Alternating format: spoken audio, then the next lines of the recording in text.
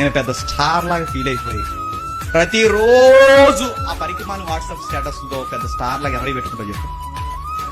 తొంగొన్న photo, తొంగొన్న photo, నిలబడిన photo, ఇలా గీక్కుంటున్న photo నడుతున్నావు. ఎవరిని పెడుతున్నావు?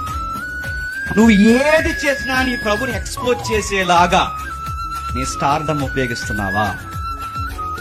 నీకు ఫేమ్ ఎందుకు ఇచ్చాడు? నేమ్ ఎందుకు ఇచ్చాడు? నేను ఎందుకు పెట్టాడు? నీ ఈదులో, నీ ఊర్లో, నీ కుటుంబంలో నేను ఎందుకు స్టార్ గా మార్చాడు? ఆయన్ని ఎక్స్పోజ్ చేస్తాను. డీపీ నీదే, స్టేటస్ నీదే. చెప్పండి, నీ ఎఫ్బీ నీకోసమే, నీ ఇన్స్టా నీకోసమే, చెత్త అంతా నీకోసమే, నీ పాలసీలు నీకోసమే, నీ అకౌంట్లు నీకోసమే, అన్నీ నీకోసమే. మరి నీ స్టార్ కోసం నువ్వేం చేస్తున్నావు? స్టార్ ఏం చేస్తున్నావు?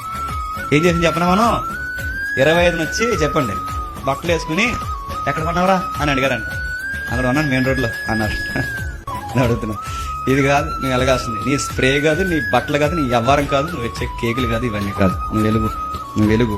నాలో జీవితంలో ప్రతి చీకటిని తీసి ఆరిపోయి నన్ను జ్యోతిగా మార్చి కుడి చేతులు పెట్టుకుని నన్ను గొప్పగా వాడుకుంటున్నా ఆ దేవుడు నాకున్నాడని స్టార్. చాలా బాగుంటుంది లైఫ్. ఎవ్రీడే మన క్రిస్మస్ కనిపిస్తుంది.